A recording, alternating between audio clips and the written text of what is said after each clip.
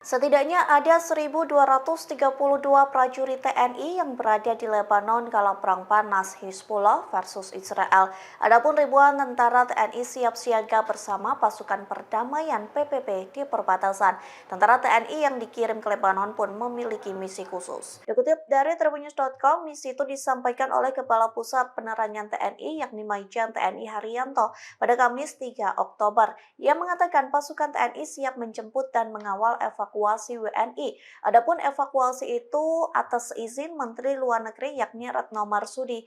Lantas Haryanto mengungkap setidaknya ada 1.232 prajurit TNI di Lebanon. Ribuan tentara Indonesia itu memang siaga di Lebanon dan bertugas bersama pasukan perdamaian PBB.